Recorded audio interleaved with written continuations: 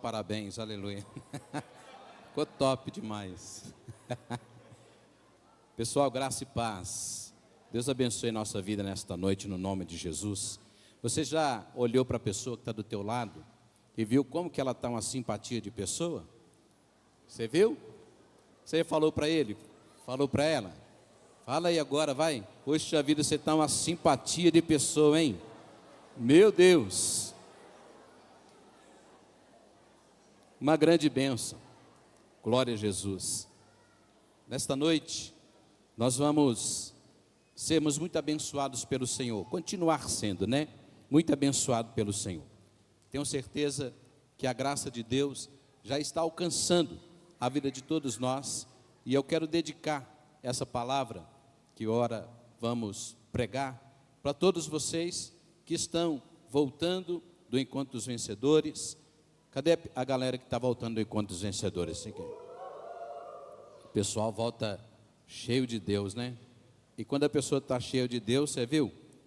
É notório, né? As pessoas celebram de forma espontânea. E é importante a gente demais nos manter perto de Deus e cheio de Deus, porque quando nós estamos cheios de Deus e perto de Deus, queridos, o que acontece? Nós vamos nos tornando a imagem e semelhança de Cristo. E aí não só nossa vida, mas tudo aquilo que está à nossa volta começa a ser transformado pela unção, pelo poder e pela presença de Deus. Amém? Eu não cheguei a olhar, a ver, na verdade, quantos parentes nós temos aqui, amigos, vieram aqui recepcionar o pessoal do encontro. Levante a sua mão assim, deixa eu ver. Muito bem. Sejam muito bem-vindos, muito bem-vindas aqui também, no nome do Senhor Jesus. Amém, queridos? Você que tem sua Bíblia, abra comigo no livro de Gênesis, no capítulo de número 12. Gênesis capítulo 12. Eu quero falar algo muito importante nesta noite aos nossos corações. Hoje, sendo volta do encontro, o que acontece? Nós também estamos com a presença dos nossos kids aqui, ok? E estou até gostando de ver que os kids estão comportadozinhos. Acho que as mamães, as tias, monitoras, trouxeram aquela famosa balinha de camomila, né? Está uma grande bênção, aleluia. Eu preciso parar de falar isso, porque o povo vai achar que é verdade, né? Não é verdade não, viu, gente? A gente está só profetizando, um dia trazem, né? Aleluia. Amém? Acharam aí, gente? O Gênesis é o primeiro livro da Bíblia. Achou? Capítulo de número 12. Eu quero ler 3 versículos com você aqui. Diz assim, versículo 1. Ora, o Senhor disse a Abrão: sai da tua terra, do meio dos seus parentes e da casa do teu pai, para a terra que eu te mostrarei. Verso 2. E far-te-ei uma grande nação. Agora presta atenção nisso. E abençoar-te-ei e engrandecerei o teu nome, e tu serás uma bênção. Fala comigo, e tu serás uma bênção. Mais uma vez, e tu serás uma bênção. E abençoarei os que te abençoarem, e amaldiçoarei os que te amaldiçoarem, e em ti serão benditas todas as famílias da terra. Glória a Deus. Curve sua cabeça, pede ao Senhor para falar com você, e pede a Deus também misericórdia para o pregador, para que possamos ter grande êxito nesta hora. Pai, em nome de Jesus, a tua palavra foi lida, e que o Senhor possa estar agora abençoando os corações. Creio, ó Deus, que o Senhor recebeu o louvor da igreja nesta noite.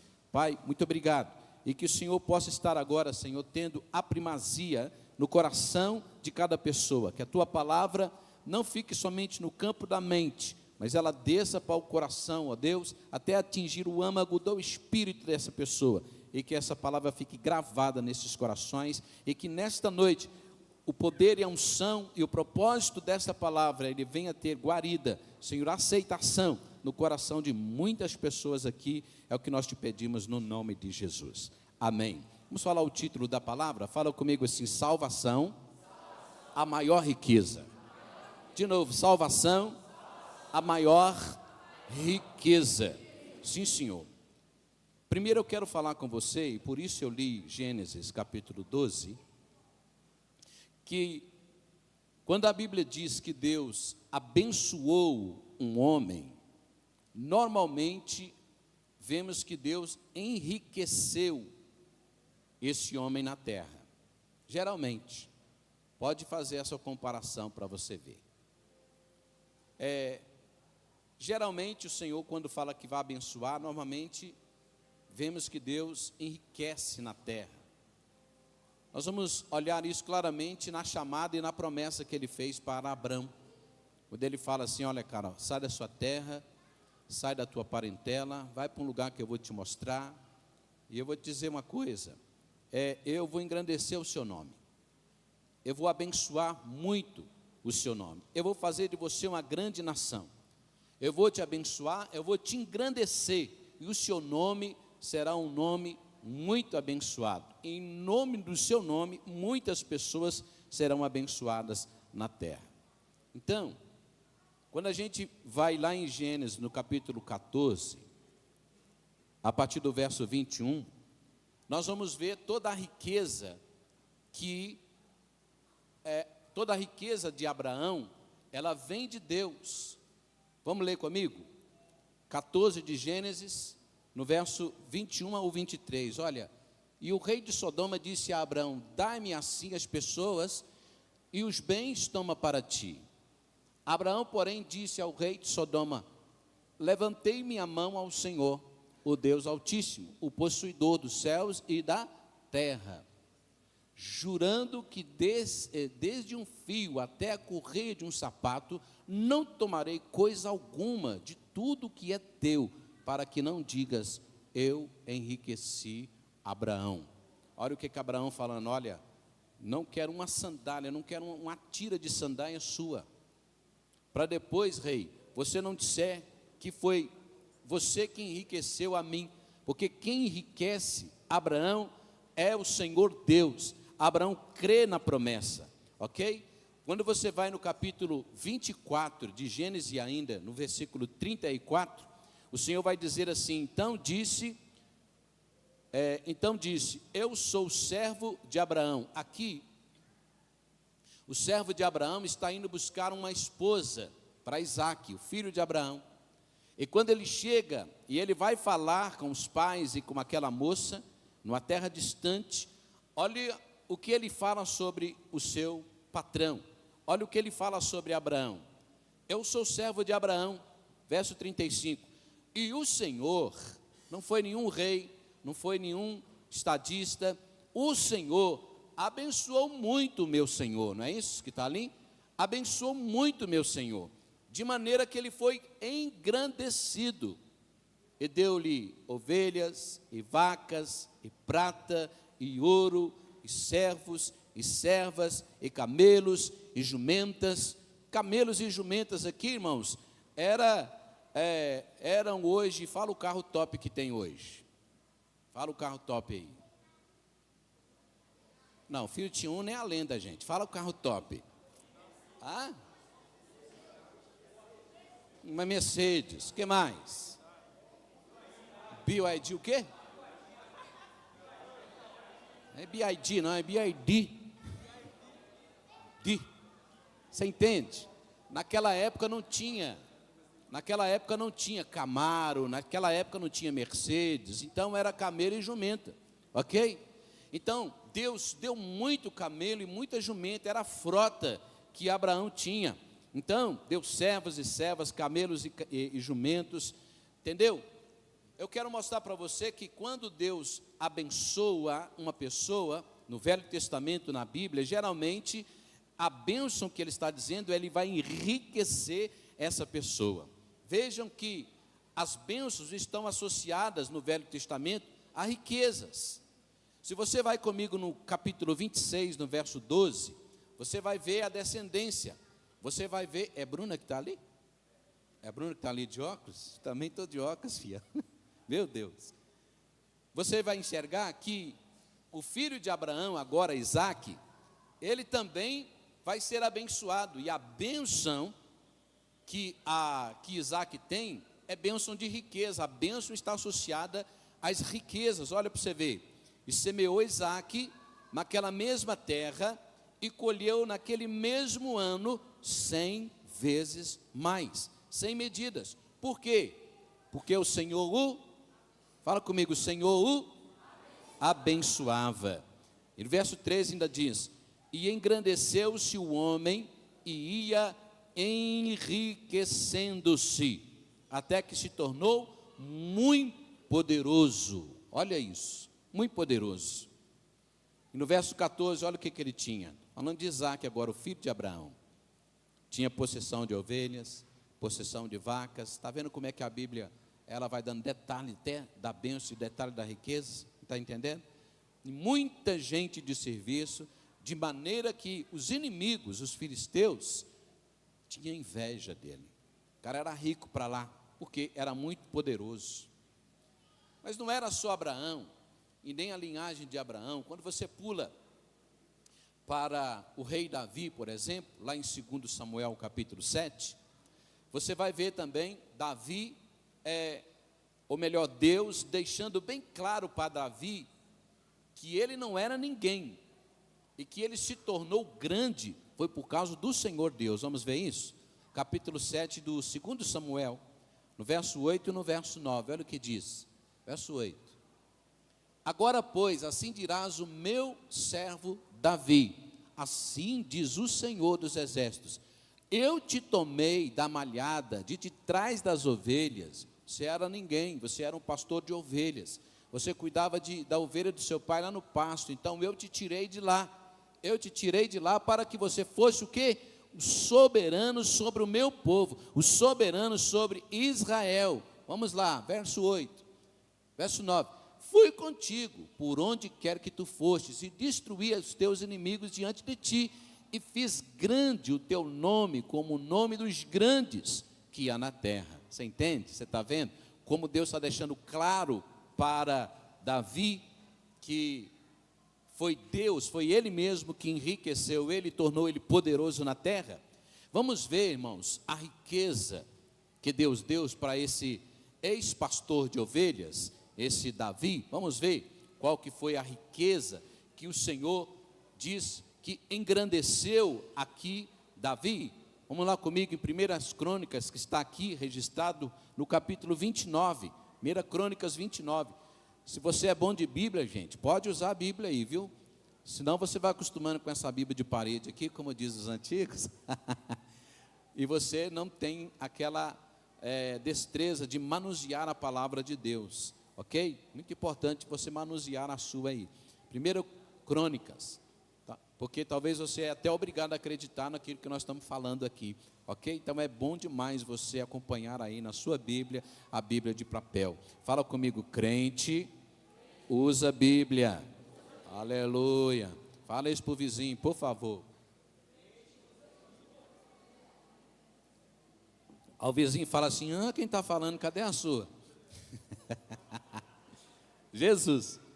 Ok, vamos lá comigo, 1 Crônicas 29, verso 3. Vamos ver a riqueza desse ex-pastor de ovelhas, Davi. Verso 3, capítulo 29, verso 3. Ainda, porque tenho afeto à casa do meu Deus, Davi vai está juntando agora para construir o templo. Na verdade, não vai ser ele que vai construir o templo, e sim o filho dele, Salomão. Mas quem deu tudo foi Davi. Olha isso. Porque eu tenho afeto à casa do meu Deus, e ouro e prata particular que eu tenho, e tudo é meu, não é do reino não, é meu, eu dou para a casa do meu Deus, afora tudo quanto tenho preparado para a casa do Senhor. Vamos lá. 3.000 talentos de ouro de Ofir, 7.000 talentos de prata purificada para cobrir as paredes da casa, mais ouro para os objetos de ouro, prata para os objetos de prata, e para toda a obra da mão dos artífices. Quem, pois, está disposto a encher a sua mão para oferecer hoje voluntariamente ao Senhor? Olha quanta coisa Davi ajuntou ali para oferecer ao Senhor dele, da minha própria riqueza, ok? Então, gente, eu queria ler com você agora, já que eu li muita coisa no Velho Testamento, vamos lá para o Novo Testamento, tá bom? Já estou terminando a mensagem, mas vamos comigo lá em Lucas, o evangelista, no capítulo 16.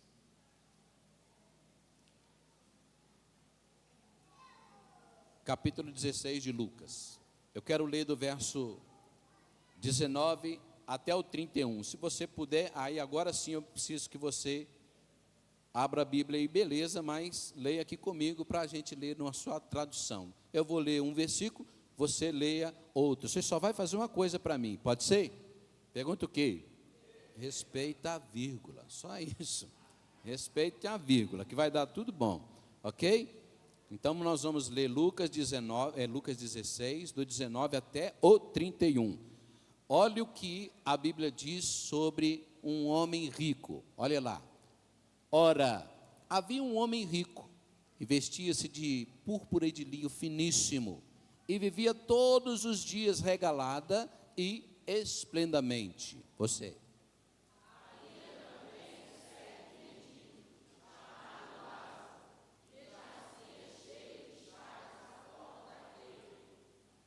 E desejava alimentar-se com as migalhas que caíam da mesa do rico, e os próprios cães vinham lamber-lhes as chagas. Meu Deus.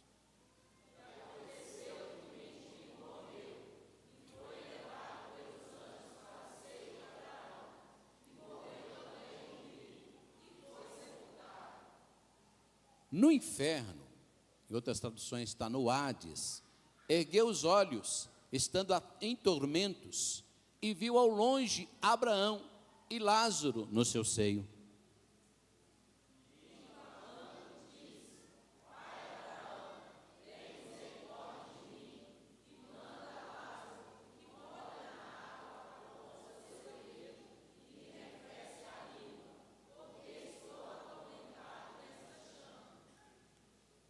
Disse, porém, Abraão: filho, lembra-te de que recebeste os teus bens em tua vida, e Lázaro somente males.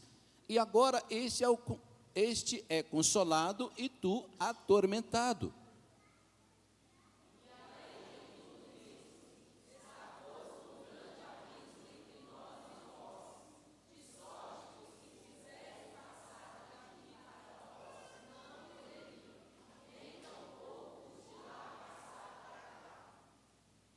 E disse ele: rogo-te, pois, ó Pai, que mandes a casa de meu pai.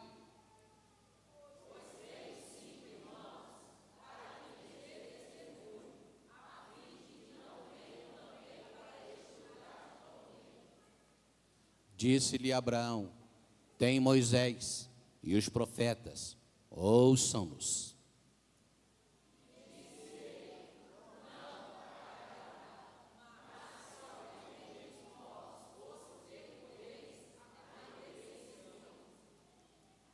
Porém, ele lhe disse: se não ouvem a Moisés e os profetas, tampouco serão persuadidos, ainda que algum dos mortos ressuscite.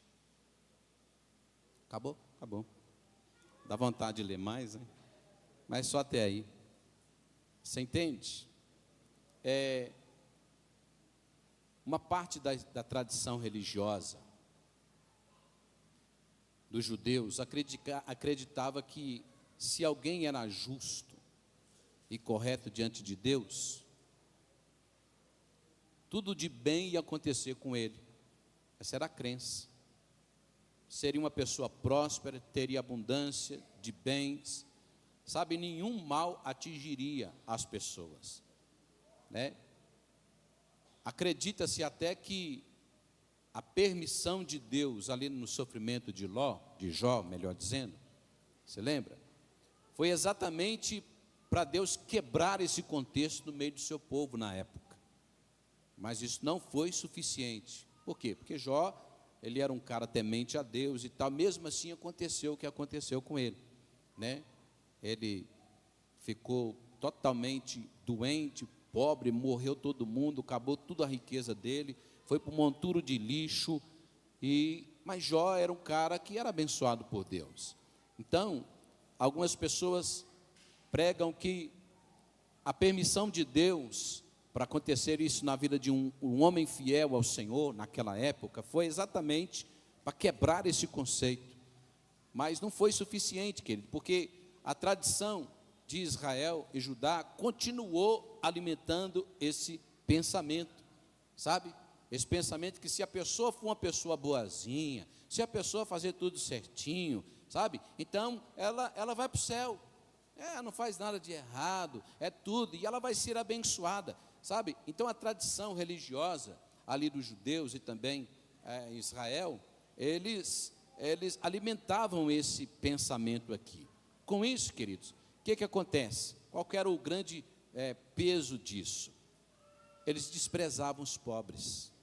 Os ricos desprezavam os pobres. Desprezavam não só os pobres, desprezavam as viúvas. Desprezavam os órfãos. Porque eles acreditavam que se a pessoa está passando qualquer revés na vida, é porque está devendo, é porque fez alguma coisa que Deus não gostou. Então está caindo a ira de Deus sobre a vida da pessoa. Essa era a crença. Aí Jesus, ele vai mostrar essa parábola do rico e Lázaro, que era um pobre. E não só um pobre, o cara era um mendigo, que tinha chagas e que o cachorro lambia os machucados dele. E que ele esperava cair alguma migalha da mesa do rico, porque o rico não dava. Por que o rico não dava? Porque o rico achava que o mendigo está naquela situação porque não obedece a Deus. Ele é ruim e o rico é bom. Está entendendo? Isso aqui, a tradição era essa. Ok? Mas eu quero dizer para você, irmãos, e aqui nós vamos orar juntos. O homem pode ter muitas riquezas nesse mundo. Eu e você, nós podemos ter muita riqueza nesse mundo. Só que, olha aqui para mim. A sua riqueza, a minha riqueza, a nossa riqueza, ela tem que servir para um propósito. Sabe qual é o propósito? O propósito do reino de Deus. Tem alguém que tem glória na boca aí para dar? Obrigado, Arley. Muito obrigado. Vou repetir. Nós podemos ser muito abençoados financeiramente, mas a riqueza, ela tem que servir para um propósito no reino de Deus. Amém, irmão? Porque se essa riqueza que eu tenho, que você tem, se não tem, vai ter em nome de Jesus. Se essa riqueza não servir para o propósito de Deus e para o reino de Deus, eu lamento informar, ela não serve para nada, absolutamente nada. Nada. Pastor, não é bem assim. É assim. É assim que a Bíblia conta. É assim que a Bíblia diz. E aí, querido, qual que é o grande problema disso tudo? O grande problema é quando a pessoa descobre isso tarde demais. Tarde demais. Aí ela descobre. E aqui nós estamos diante de uma parábola proposta aqui pelo Senhor Jesus. E esse texto da Bíblia, ele vai narrar uma história exatamente com o contexto que eu estou falando para você. Um homem rico que morreu, descobriu tarde demais que a sua riqueza tinha que ser colocada no reino de Deus. E ele vai descobrir isso tarde demais. E agora ele está desesperado. Desesperado, conversando com Abraão. Porque na visão, o Lázaro que morreu, o mendigo, morreu e foi para o seio de Abraão, esperando o dia de definitivamente encontrar com Jesus e ir para a glória. E o Lázaro, e o rico que morreu, ele foi para o Hades, ele foi já para o lugar de tormento. Então ali nesse lugar de tormento, ele descobre tarde demais que o dinheiro que ele tinha, a riqueza que ele tinha, o poder que ele tinha, a fama que ele tinha, não livrou ele da condenação eterna, porque muitas vezes ele viveu a vida inteira com uma concepção errada. Ele viveu com uma mentalidade de que se eu faço as coisas certinho, um outro sofisma é uma mentira que a pessoa acredita que é uma verdade. Isso a Bíblia chama isso de sofisma. É uma mentira que a pessoa acredita, é mentira, porque a Bíblia desmente. Mas a mentira foi tão bem falada que ele acredita que aquela mentira é uma verdade. Entende? A religião é mestre nisso. A religião é mestre nisso. Quantas pessoas não entregam a vida para Jesus por causa da religião, por causa da tradição familiar? Quantas e quantas pessoas? Mas eu quero te dizer, isso tudo é um sofisma. E do meu coração, eu estou orando aqui em espírito enquanto eu estou pregando para você. Eu não quero que ninguém passe pela situação daquele homem rico que nós estamos dizendo aqui em Lucas 16. Que ninguém aqui nesta noite possa enxergar tarde demais as verdades que o Senhor Jesus está dizendo. Quem está comigo ainda, diga amém. Então esse rico está desesperado conversando com Abraão, porque esse homem pensava que as riquezas dele poderiam livrá-lo desse lugar de tormenta onde ele está. Esse homem descobre que a riqueza que ele tem, e a riqueza ou dinheiro, por aquilo que ele se preocupava a vida inteira, e ele passava muitas vezes ignorando família, ignorando amigos, porque a concepção dele é juntar, ajuntar, e ajuntar, e ajuntar, e ajuntar. E é um sofisma, porque a Bíblia diz: olha, não ajunteis tesouro na terra, porque a ferrugem vai comer isso tudo, mas ajuntais tesouros no céu. Ajuntar tesouros no céu, gente, não é mandar simplesmente dinheiro para o céu. Uma outra hora eu prego sobre isso. Mas esse homem aqui descobre tarde demais que a sua riqueza, aquilo que ele sempre preocupava, já não é mais a preocupação principal dele. Percebeu? Já não é mais a sua principal preocupação. Ele descobriu tarde demais que nada é mais importante na vida de um homem do que a salvação da sua alma. Nada é mais importante do que a salvação da sua alma. Mas para ele não tem mais jeito, Anderson. Para ele não tem jeito. E agora ele começa a interceder ali: Abraão, pelo amor de Deus, pede para Lázaro molhar a ponta do dedo na água para ele vir, vem cá, para me refrescar. Estou botando assim lá no WhatsApp, para me refrescar a língua. Faz isso.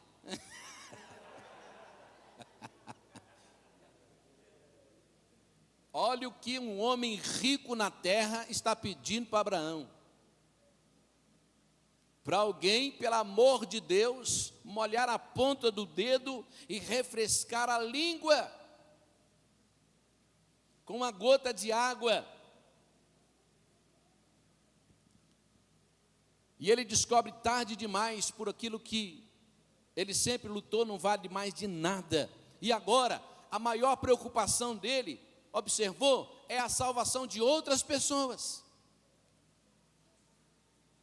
E precisa ser a nossa preocupação também, a primordial. E a primeira preocupação que um homem e uma mulher têm que ter, irmão, depois de ser salvo, é a salvação da sua família. Hoje nós estamos numa volta de encontro, mas também é o culto da família. Eu louvo a Deus. Eu estava ali, chorando diante do Senhor, vendo a minha família atuando. Meu Deus do céu. Pastor, você que abriu o culto? A pastora abriu o culto, aleluia. Aí veio minha filha e fez um louvor. Mas que louvor é esse, gente? Meu Deus, vamos aplaudir essa galera aqui, gente? Meu Deus do céu. Poxa vida. Deus abençoe vocês. Olha lá o líder deles lá. Está igual um pavão, aleluia. Mas a igreja cantou lindamente hoje, glória a Deus. O meu filho, daqui a pouco ele vai vir e vai consagrar as ofertas. Ele deve estar resolvendo alguma coisa, eu tenho certeza. Então foi no banheiro, aleluia. Mas você entende? A maior preocupação que uma pessoa tem que ter é a salvação da sua família. Meu genro está ali, ó, diácono, aí lá, brabo demais, ó. A minha nora está lá, ó, mãe, está com a minha netinha, 3 mesinhos no colo. Você entende isso aqui, irmão? Sua família tem que ser salva no nome de Jesus. Recebe isso aí, queridos. A sua família, ela será salva em nome do Senhor Jesus, toda ela. Essa é a preocupação de um homem que era rico na terra, mas morreu. E agora ele acorda. E a única preocupação que ele tem é a salvação de outras pessoas. Amados, o único lugar onde se encontra a salvação eterna é na igreja, não adianta. É na igreja do Senhor Jesus, e eu gosto muito quando a igreja está assim, bonita, cheia para a glória de Deus, tá? Você pode convidar mais pessoas que têm um dobro de cadeira dessa ali empilhada ainda, gente, para a glória de Deus. A igreja tem que ficar cheia desse jeito, para você ouvir o evangelho, para o que você ouvir aqui, você transmitir para outras pessoas, e o reino de Deus vai crescendo para a glória de Deus. Quem está feliz com Jesus aí, irmão? Glorifica o nome do Senhor, dá uns glória a Deus aí, irmãos. Vamos olhar esse ambiente com glória. Vamos molhar esse ambiente com aleluia, glória a Deus, aleluias. O único lugar onde tem salvação eterna é na igreja, é onde se prega o evangelho, e o Senhor Jesus tem compromisso com a igreja dele. Ele diz assim: eu edificarei a minha casa, a minha igreja, e as portas do inferno não prevalecerão contra elas. Ok, gente? Aquele rico agora está sofrendo ali em Lucas 16. Esse é o lugar onde as pessoas sem Jesus, elas vão, sabe? Se a igreja não fizer nada. Para onde, pastor? Para o Hades, para o lugar de tormento. Se a igreja não fizer nada, se a igreja, sabe, parar de evangelizar, parar de fazer encontro dos vencedores, parar de fazer vida na vida, parar de fazer célula, é para esse lugar que as pessoas vão. Entende? Desde quando eu cheguei aqui nessa cidade, no ano 2000, a gente procura fazer líderes, e a gente procura evangelizar pessoas, para a glória de Deus. Sabe, desse lugar já saíram muitos pastores, já saíram muitos líderes, que estão desbravando, até em outros países, para a glória de Deus, o evangelho do reino de Deus. Mas vamos voltar aqui, a maior preocupação desse homem é a salvação. Ele não está mais preocupado em ganhar dinheiro, ele não está mais preocupado com bens, a única preocupação é a salvação da família dele. E aí no versículo 30 ele vai dizer: não, Abraão, se alguém dentre os mortos voltar, eu tenho certeza que os meus irmãos, né, vão se arrepender. Eu acho que ele estava pedindo para ele: dá mais uma chance aí, deixa eu voltar. O que Abraão falou com ele, gente? Eles têm Moisés, ele tem o profeta, eles têm os pastores, eles têm os líderes de célula, eles têm aquele que está aplicando vida na vida, eles têm os discipuladores, que eles ouçam. Foi ou não foi? Então olha para cá, não existe nada mais importante que a salvação de uma pessoa. E se eles não ouvirem a pregação, como é que eles vão se converter? É por isso que nós aqui lutamos com as nossas células, com o nosso discipulado, como eu já disse, com o nosso Vida na Vida, sabe? Com encontro dos vencedores. Daqui a pouco nós vamos dar aqui, né, o saldo do nosso encontro dos vencedores, o relatório geral, para a alegria de todos nós. Por isso que nós lutamos, para que isso vire na igreja um estilo de vida, sabe? Igreja é lugar de pessoas, irmãos, mudarem a eternidade delas. E não é um método, é dependência do Espírito Santo. Isso não é método, é dependência do Espírito Santo. Entende? O texto não quer dizer que o pobre vai para o céu e o rico vai para o inferno. Não é isso. Não é isso que o texto está dizendo. O problema, querido, não é nenhum problema de você ser rico. Eu quero ser rico, eu quero ser rico. Quem quer ser rico aí também? O problema não é você ser rico. Não é você ter riqueza. O problema é a riqueza ter você. É diferente. Já viu aquelas pessoas que Deus abençoa ele e ele ganha dinheiro? E aí não é ele que tem dinheiro, é o dinheiro que tem ele. Agora ele some da igreja porque ele comprou o sítio, então ele tem que ir lá, ele tem que isso, ele tem que aquilo, ele tem que aquilo. Então o dinheiro é que tem a pessoa. Mas a partir do momento em que você entender que o dinheiro que Deus colocar no seu bolso, a riqueza que Deus colocar no seu bolso, ela só vai ter serventia. Hoje eu vi o Wellington dizendo lá no Encontro dos Vencedores, o Wellington está lá, ele viu um vídeo, né, e ele foi tocado quando uma pessoa falou assim: se eu vendo o meu carro, né, no tempo do Holocausto, Schindler, né, ele falou que se ele vende o carro dele, ele conseguia salvar mais 10 pessoas da mão dos nazistas, que ele conseguiu salvar 1.100 pessoas, subornando, comprando isso, aquilo, colocando dentro da fábrica dele. E o Wellington disse assim: um dia eu vou fazer isso, vou pegar um carro, eu vou pagar um Encontro dos Vencedores sozinho, eu vou trazer um monte de gente, porque eu vou vender, eu vou dar um carro. Ele foi tocado, sabe? Mas isso aí tem que ser o que tem que estar dentro do coração de cada pessoa. Eu fico muito feliz, sabe? Que muitas das pessoas que estiveram hoje no Encontro dos Vencedores, elas foram porque alguém pagou para elas. Alguém pagou. Alguém da célula falou: não, nós vamos investir em você. E isso é investimento. Isso é investimento. E Deus só vai dar riqueza, Deus só vai colocar no muito aquele que for fiel no pouco. Se você é fiel no pouco, Deus vai colocar você no muito. Amém, gente? Amém? Fica de pé no nome de Jesus. Fica de pé. Glória a Deus. Eu falei tudo isso